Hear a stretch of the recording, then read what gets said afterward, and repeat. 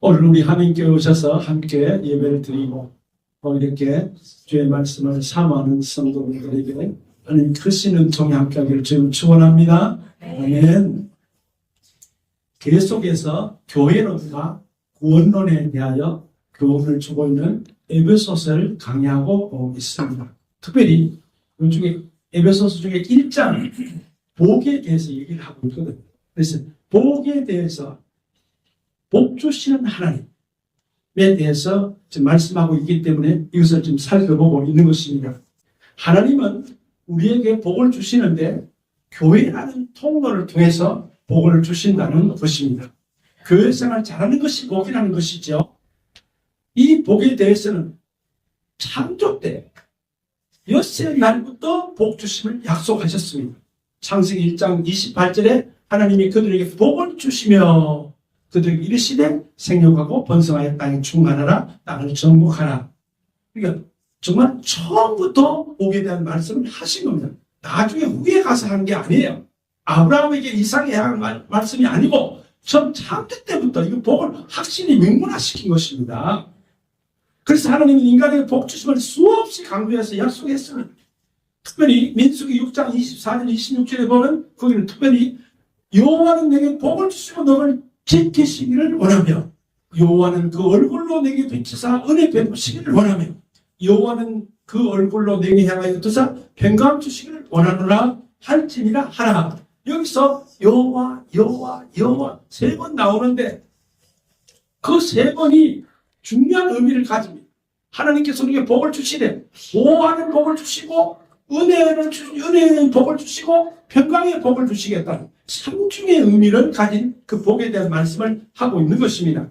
특별히 하나님께서 복을 주실 때 유일한 복을 주신다는 것입니다. 시편 16편 2절에도 보면 다윗이 이렇게 고백합니다. 내가 여호와께 아뢰되 주는 나의 주님이시오니 주 밖에는 나의 복이 없나이다. 그렇게 고백했습니다. 야고보는 또 이렇게 말합니다. 야고보 1장 17절에 온갖 좋은 은사와 온전한 선물이 다 위로부터 빛들의 아버지께로부터 내려오나니. 그러니까 모든 복은 하나님께서 주신다는 것이죠. 오늘 설교의 핵심은 옥중에서 바울 사도가 에베소 교회 편지를 썼거든요. 그 옥중에서 그 어려운 환경 속에서 굳이 왜 이 말씀을 썼겠습니까? 그 정도로 이 말씀의 중요성을 알 수 있겠습니다. 본문에서 강조하는 복 중의 복은 구원이라는 것입니다. 그래서 오늘 구원에 대해서 이 본문에서 상세히 말을 하고 있거든요. 특별히 구원의 복이 어떤 과정을 거치는지를 상세히 보여주는 것이 바로 12절과 14절입니다.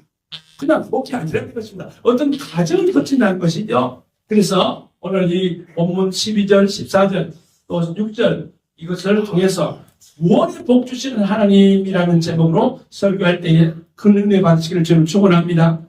내용이 너무 길어서 이거 2번 정도 설교를 해야 될 것 같습니다.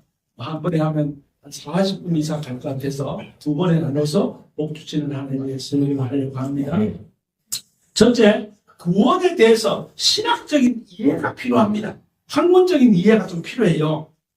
다시 말하면 학문적으로 볼 때 구원은 단순히 구원받는 게 아닙니다. 어떤 과정과 차례와 어떤 순서를 따라서 구원되어지는 것입니다. 이걸 이제 신학적인 전문용어로 서정이라고 합니다. 구원의 서정. 우리가 구원받는 것은 단순히 구원받는 게 아니라 실상은 엄청난 배경과 과정이 있다는 것입니다. 그래서 이것을 이제 구원의 서정이라고 명칭하는데 여기에는 9가지 정도 과정이 있습니다. 그래서 신학교에서는 이것을 과목으로 배웁니다.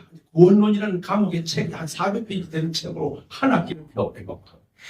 제가 이제 요거에 제가 논문도 논문 쓸 때 석사 논문은 요걸로 썼습니다. 그래서 이제 석사 우리 보통 신학교 가면 학부 4년 대학부 살 때는 학사고 그 다음에 이제 목회학 석사입니다. 목회학 석사하면 목사 되죠. 그 다음에 이제 교수 될 사람은 신학 석사를 해야 됩니다. 제가 이걸로 이제 있었거든요. 그 다음에 이제 한 3년 정도 박사 과정을 거칩니다. 자, 그런데 여기에 보면 9가지를 얘기합니다. 제가 이제 이거를 학생들에게 가르칠 때 꼭 이렇게 가르칩니다. 첫 글자를 따서 소중한 해시는 칭수성에서 경영하라. 첫 글자. 공부하면 뭐 오집사님을 따라고 살았을 텐데, 저는 머리가 조금 좀 약해서 첫 글자 배웁니다. 그렇게, 원래 그렇게 하는 거 봐요. 저만 그런 건지 모르겠습니다. 저는 그래서 첫 글자, 소중한 해시는 칭수성에서 경외하라. 다시요.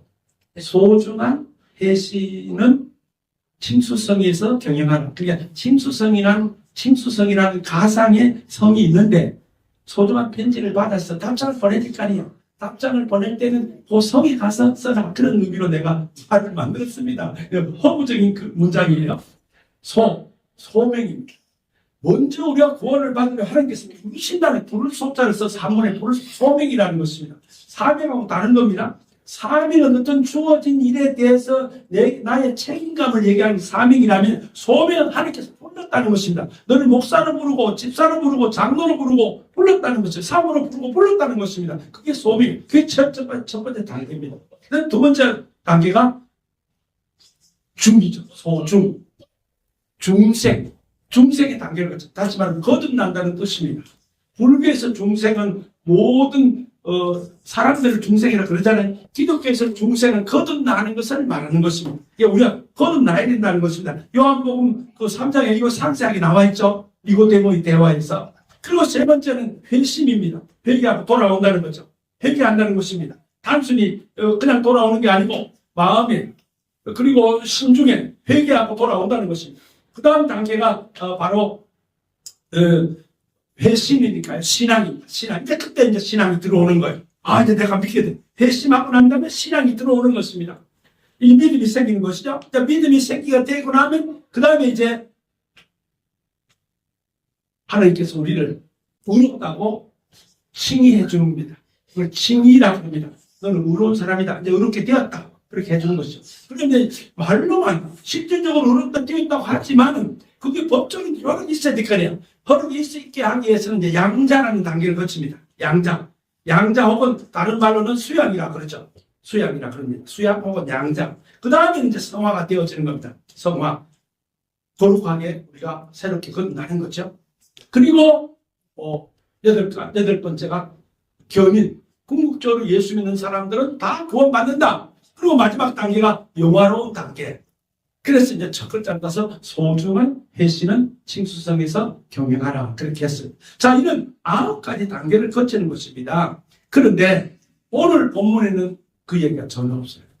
없고, 요 9가지 단계 중에 부분만 나옵니다. 5단계와 6단계만 나와 있어요. 5단계, 6단계. 다시 말하면 5단계 칭의와 6단계 수양에 대한 얘기만 오늘 여기 본문에 나와요. 그럼 오늘 본문에는 뭘 얘기하고 있냐면 요거 이전에 기초를 먼저 다져야 되죠. 구원의 단계에 가기 위해서는 기초적인 단계가 필요합니다. 기초적인 핵심 4가지를 소개하고 있습니다.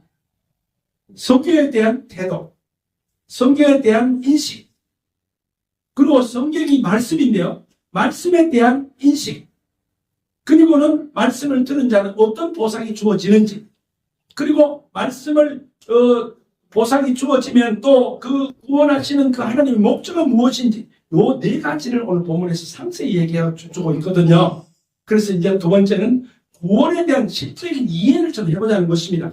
오늘 이거 본문은 우리가 구원받은 데 있어서 실질적으로 어떤 과정을 거쳐서 이루어지는가를 상세하게 설명하고 있습니다. 제일 첫 번째는 뭐냐면 성경에 대한 인식입니다. 여러분이 구원받기 이전에 성경을 어떻게 알고 있냐? 성경은 오늘 본문에서 뭐라고 했죠? 진리의 말씀이다. 12절에 나오죠? 진리의 말씀. 우리가 구원받으면 첫 단계는 말씀에 대한 이해입니다. 우리가 말씀이란 하나님의 성경 말씀을 말합니다. 기독교에서 제일 기초는 성경에 대한 이해죠. 성경을 어떻게 이해하고 어떻게 받아들이고 어떻게 인식하고 어떤 태도로 성경에 대하느냐 이거죠. 이 말씀을 우리가 어떻게 이해하고 받아들이고 어떻게 내 삶에 적용하는가는 매우 중요한 구원의 첫걸음입니다. 가장 중요한 핵심은 진리의 말씀이라는 것입니다. 성경을 어떻게 이해하는가? 정말로 진리의 말씀을 이해하고 받아들이니까 여기서 성경을 말씀이라고 하더니 말씀은 보통 우리 어른들이 말할 때 어른께서 말씀하신다. 아버님께서 말씀하신다. 그렇게 할 때 말씀입니다. 그런데 성경은 그 정도로는 너무 약한 표현입니다. 말씀이라는 표현은 오직 성경에만 주어진 고유한, 그래서 반드시 앞에 말씀 앞에 하나님이라는 단어를 붙여야 돼. 하나님의 말씀, 성경에만 주어지는 고유한 명칭입니다. 하나님께서 주신 유일한 경전을 말하는 거죠. 신약 성경은 이걸 두 가지로 표현합니다. 우리 한국의 성경은 그냥 말씀 되어 있지만 헬라어 성경에는 두 가지 단어로 사용합니다. 로고스라는 말 많이 들어봤죠. 그거 또 하나 더 있습니다. 레마라는 게 있어요. 레마. 두 가지 단어 씁니다. 어떤 구절이 로고스고 어떤 구절이 레마는 다음번 기회에 있어서 좀 하겠습니다. 너무 많은 것은 일일이 될 수는 없고. 그럼 로고스는 뭐고 레마는 뭐냐? 말씀이라고 한글 성경에 되어 있지만 어떤 부분은 로고스라고 원어에 되어 있고 어떤 데서는 레마라고 되어 있는데 이게 뭐냐? 여기에 몇 가지 견해가 있습니다. 여러분이 한번 취사 선택 한번 해보시죠. 객관적으로 기록된 말씀은 로고스다. 그리고 그 객관적인 말씀 중에서 나는 깨달아지는 말씀이 있어. 그게 레마다라고 주장합니다. 주장하는 사람이 있습니다. 신학자가 있어요. 정답은 아닙니다. 근거가 애매모호합니다. 여러분 혹시 들어보셨는지 많은 신학자 중에서 이 말은 또 이렇게 하면 또 문제가 발생합니다. 무슨 문제가 발생하냐면 칼 바르트라는 신학자가 있습니다. 자유주의 신학자예요. 혹시 들어보셨습니까? 저는 뭐 어디에 빠졌다며. 못 들어보셨어요? 유명한 신학자 칼 바르트. 한국에 한 30% 이상이 칼 바르트의 후계자 목사들입니다. 성경을 어떻게 받아들이냐면 이 성경 말씀 중에서 이게 다 나에게 하는 말씀이 아니라는 거죠. 이 말씀을 듣고는 나에게 뭔가 깨달아지는 부분이 있습니다. 그게 하나의 말씀이다. 그렇게 주장하는 게 칼 바르트입니다. 로마서를 주석해가지고 유명한 신학자가 됐어요. 조금 전에 말씀드린 대로 한국에 목사님 중에 30% 이상이 칼 바르트 후예죠. 독일에서 공부해왔다. 그러면 거의 칼 바르트 후예라고 생각하면 어디서 학위 받아왔어요? 얘가 독일에서 왔으니까. 그럼 이분. 자, 그럼 여기 문제가 있습니다. 자, 그러면 만약에 오늘 에베소서 오늘 1장 12절 14절을 나이가 감동이 오네. 장마을 목사님 침 튀기면서 설교를 했더니 뭐 감동이 오네. 그럼 그 성경 말씀은 진짜가 나에게 성경이 되고 나머지는 어떻게 되겠어요? 성경이 안 되는 거죠. 이 일은 모르가 있습니다. 그래서 우리는 칼바트를 강력하게 반대합니다. 그 나머지는 뭐냐? 온 성경 말씀이 하는 말씀인데 이거 왜 에베소서만 와닿냐 이거요. 또 안 하는 사람도 어떻게 할 거냐 이거예요. 그래서 이거는 문제가 있다라고 우리는 정통주의에서는 그렇게 주장을 하고 있는 것입니다. 제가 이렇게 말하는 건 뭐냐면 우리가 내가 깨달아지는 말씀, 기록된 말씀 그걸 가지고 표준 삼아서는 안 된다는 것입니다. 그 다음에 또 이제 두 번째 개념은 뭐가 있느냐면 로고스는 보편적인 진리를 말하는 것이고 레마는 성령의 감동을 가지고 나에게 줄 때의 말씀이 레마다. 그렇게 또 주장하는 사람들이 있어요. 성령의 감동으로 내가 어디 기도를 많이 하고 성령을 딱 폈는데 범사에 감사하라. 이게 나에게 주는 말씀. 그렇게 하는 것을 레마라고 보는 것입니다. 이건 역시 근거가 없습니다. 우리 윤수님 혹시 성경 좀 많이 읽으세요? 혹시 어쩌다가 읽어보세요? 그럴 때 탁 폈는데 가룟 유다가 목매어 죽으니라 이게 나왔어. 어떻게 해요? 목매어 죽어. 그럼 나보고 죽으라는 소리가. 이렇게 이해를 해야 될 거 아니에요. 그죠? 이런 모순이 있습니다. 이것도 합당하지 않습니다. 로고스와 레마에 대한 정확한 해석은 뭐냐 하면 로고스는 현재 주어지는 말씀이고 레마는 이미 주어진 말씀, 과거에 주어진 말씀을 얘기하는 것입니다. 이게 정확한 근거가 있습니다. 무슨 근거냐면 신약 성경에 어떤 부분은 로고스라 되어 있고 어떤 레마로 되어 있는데 예수님께서 지금 말하셨는데 거의 로고스라고 그렇게 말했어요. 그런데 구약 성경 이사야서를 인용할 때는 레마라고 그랬습니다. 이제 이해했죠? 이건 근거를 분명히 가지고 있잖아요. 그래서 우리는 앞에 말한 그런 개념으로 내가 깨달았다. 그런데요, 지금 한국에서 목사님들이 이걸 이렇게 써먹습니다. 우리 오집사님한테는요, 내가 어제 기도를 했는데 목사가 조용히 기도해 보니까 신명기 28장 1절 말씀, 목사님 주는 말씀이라고 내가 어제 받았습니다. 감동이 없더만요. 그렇게 말하면 그게 옳은 겁니까? 보통 연초에 그렇게 해요. 큰 교회 목사님들은요, 그렇게 못하지만, 왜 안 되는 교회는 연초에 다 말씀을 갖다 줍니다. 이건 우리 고집사에 주는 말씀입니다. 이거는 우리 윤수사에 주는 말씀입니다. 우리 정기사에 주는 말씀입니다. 그래, 줍니다. 그걸 나에게 주는 말씀입니다. 그래, 그걸 집에 가서 펴봅니다. 가슴이 설레가지고, 우리 목사님이 나한테 주는 말씀을 줬는데, 모자 집에서 펴보는 것입니다. 그게 하나님의 말씀이다. 나에게 주는 말씀이다. 그게 내 말 하는 거죠. 이건 정말로 내가 볼 때 터무니없는 거예요. 근거 없는 소리, 근거 없는 일이에요. 이 학문적인로 봤을 때는 뭐로 봤을 때 그건 잘못된 겁니다. 확실한 거는 뭐냐면 지금 나에게 주어지는 말씀은 로고스인 것입니다.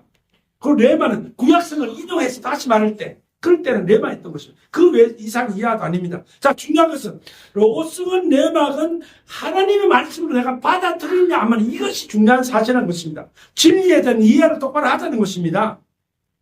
자, 진리가 구약성에는요, 제가 또 히브리 헬라 교수니까 언어학적으로 보면 에메트라는 말은 알파벳으로 히브리어 알파벳으로 알렙 맨 타거든요. 그걸 에메트라 그럽니다. 알파벳 그렇게 써있죠. 근데 히브리어로 알렙은 뭐냐면 제일 첫 글자입니다. 영어가는 A죠. 그리고 마지막 글자는 타브인데 타브는 뭐냐면 제일 마지막 글자입니다. 그러니까 제일 처음과 마지막이라는 뜻의 의미를 가진 에메트입니다. 진리가. 그러니까 진리는 뭐냐? 모든 것을 총체적으로 하는 게 진리인 것입니다. 우리의 생활, 우리의 구원, 나 삶은 모든 것을 총체적으로 이해되어지는 것이 바로 에메트고 진리라는 것이 바로 구약 히브리의 의미입니다. 신약은 뭐냐? 신약은 알레테이아라는 말입니다. 알레테이아. 알레테이아는 뭐냐면 본래 숨겨졌다. 장식품이다. 우리가 보석 같은 거 다 숨겨놓잖아요. 우리 순자처가 어디 보니까 보석 가진 분들 침에 막 금고에다 침을 넣어놓더만요. 그잖아. 귀금속. 어디 갈 때만 한 개만 딱 해가지고 딱 가져가고 집에 오면 바로 해가지고 장난하고 이러더만요. 그거예요. 진리라는 게 그거예요. 근데 여기서 앞에 아를 붙였거든요. 아는 헬라어에서 시작성이 헬라어입니다. 헬라어는 아를 붙이면 반대가 됩니다. 반대가 되면 본래 그 숨겨진 란다노라는 고유 언어에서 아가 되니까 숨겨질 수 없는 게 되어버리는 것입니다. 그러니까 성도에게는 진리는 확실하게 보여지는 말씀입니다. 불신자에게는 란다노죠. 안 보이는 거예요. 불신자에게는 성경이 안 보입니다. 신자에게는 성경이 보여요. 귀에 들려집니다. 그죠? 그게 바로 알레테이아의 의미입니다. 핵심적인 근거는 뭐냐면 오직 예수님이 진리 자체시라는 거죠. 그분이 모든 말씀의 진리라는 것입니다. 그래서 성경은 여러 군데 말합니다. 요한복음 10장 11절에서 아버지의 말씀은 진리입니다. 요한복음 14장 6절에서 나는 길이요 진리요 생명이라. 또 시편 119편 160절에서 주의 말씀은 진리오니. 디모데후서 3장 11절 모든 성경 하나님의 감동으로 박혀졌다. 요한복음 8장 32절 진리를 알지니 진리가 너희를 자유롭게 하리라. 베드로서 1장 21절 예언은 언제든지 사람의 뜻으로 낸 것이 아니요 오직 성령의 감동을 받은 사람들이 말씀하신 것이라 이렇게 되어 있습니다. 사랑하는 우리 성도님들이요, 우리는 성경을 오직 하나님의 진리의 말씀을 확실히 믿고 우리는 이미 구원받았음의 확신을 가지고 감사하시기를 주로 축원합니다. 아멘. 그 다음에 이제 두 번째는 말씀에 대한 인식. 자, 지금 진리를 로고스라 그랬어요. 말씀이라 그랬습니다. 자, 말씀을 어떻게 이해하고 받아들여야 되냐 이것입니다. 이것이 진리의 말씀이라면 우리가 진리를 어떤 태도로 받아들이고 수용해야 된다는 것입니다. 여기에서 첫째는 로고스의 말씀을 올바로 이해하는 것입니다. 로고스가 도대체 뭐냐는 것입니다. 자, 보십시다. 성경의 제일 첫 번째 어떻게 되어 창세기 1장 1절에 어떻게 되어 있습니까? 태초에 하나님이 천지를 창조하시니라. 하나님이 창조했다 그 말의 의미보다는 사실은 하나님이 주인공, 모든 것의 주인공은 하나님이다 그 말이죠.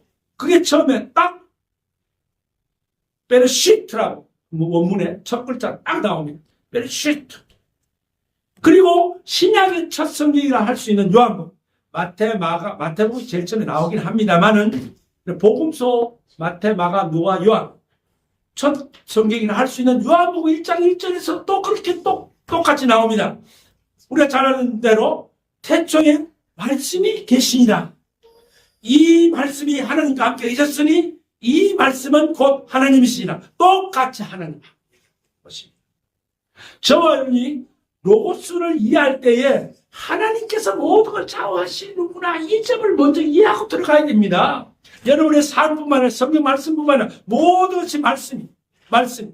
그래서 제일 첫 번째 희납적으로 말씀하는, 연합적으로 꽉 두들고 먼저 탁 치시는 말씀이 하나님을 처음에 딱 얘기하고 계시는 것입니다. 그래서 로고스에 대한 명확한 정의를 지금 하고 있습니다. 로고스를 보통 말씀이니까, 말씀은 좀 우리가 하나님 그러면 소중하게 생각하면 말씀 그러니까 아주 좀 둥하게 생각할 수 있거든요. 그러니까 아니라는 것입니다. 요한복음 1장 1절에서 태초에 말씀이 계시니라 그렇게 하면서 이게 곧 하나님이라고 분명히 지금 얘기를 하고 있는 것입니다. 태초에 계신 말씀, 하나님 안에 계신 말씀, 하나님이신 말씀, 존재의 원리인 말씀, 그 말씀 안에 생명이 있는 말씀, 이 말씀에 대해서 분명히 찍고 있는 게 요한복음 1장 1절에서 4절까지의 그 처음의 서두의 말씀인 것입니다. 그리고 이런 말씀에 대해서 우리가 이해할 뿐만 아니라 올바로 들어야 된다는 것입니다. 오늘 본문에 나왔죠? 듣는 귀를 듣는다는 것은 단순히 귀로 듣는 것이지만은 실제적으로는 수용을 말하는 것입니다. 말씀에 대한 찬동, 동의, 온전한 수용의 의지를 말하는 것입니다. 구약 성경의 선지자들은 신명기 6장 4절에서 이스라엘아 들으라. 신명기 28장 1절에 내가 하나님 여호와의 말씀을 삼가 듣고가 중요합니다. 이사야서 55장 3절에 내게 나와 너희는 귀를 기울이고 들으라. 예레미야 7장 23절에 오직 내가 이스라엘들에게 명령하 이르기를 내 목소리를 들으라고 지금 말하고 있습니다. 사실 지금 이제 피곤하니까 졸고 잠이 오는 분도 계셔서 지금 한참 주무시고 계시는 분도 계시지만, 그렇지만 또 동시에 이 말씀이 듣는 사람도 있을 것입니다. 피곤해서 그렇겠죠. 근데 중요한 것은 뭐냐면 듣는 게 중요합니다. 듣는다는 게 이게 참 중요하게, 우리가 말하는 거 솔직히 쉬워요. 말하는 것만 내가 좀 말하면 되죠. 근데 듣는다는 것은 상당히 어렵습니다. 그것도 신중하게 듣는 게 중요해요. 상대방이 말하는데 다른 데 쳐다보고 있으면 그거 되겠습니까? 말하는 사람에 대한 좀 예의가 아니죠. 들어줘야 됩니다. 듣는다는 게 귀로만 듣는 게 아니에요. 마음으로 수용한다는 것입니다. 그래서 예수님께서 분명히 말했습니다. 녹음 12장 28절에 예수께서 이르시되 오히려 하나님의 말씀을 듣고 지키는 자가 복이 있느니라. 듣고, 요한복음 10장 20절에 내 양은 내 음성을 듣고, 야고보서 1장 19절에 사람이 듣기는 속히 하고, 요한복음 2장 7절에 성령이 교회들 하시는 말씀을 들어야 된다는 것입니다. 첫째는 말씀에 대한 이해하고, 두 번째는 듣는 것이고, 세 번째 단계가 바로 믿는 단계입니다. 야고보서 1장 22절 너희는 말씀을 행하는 자도 듣기만 하여 자신을 속이는 자가 되지 말라. 믿으라는 것이죠. 히브리서 11장 6절 하나님께 나아가는 자는 하나님이 계신과 상주신 분임을 믿어야 된다고 말합니다. 히브리서 11장 1절 믿음은 바라는 것 실상이라고 말합니다. 마가복음 11장 23절 의심하지 않고 마음으로 믿고, 사람이 마음으로 믿어 의에 이른다. 사실 이렇게 믿어라. 로마서 1장 17절 오직 의인은 믿음으로 말미암아 살리라. 마태복음 9장 29절에 너희는 믿음대로 되라. 그러니까 이렇게 많은 성경들이 듣고 믿으라고 말씀하고 있습니다.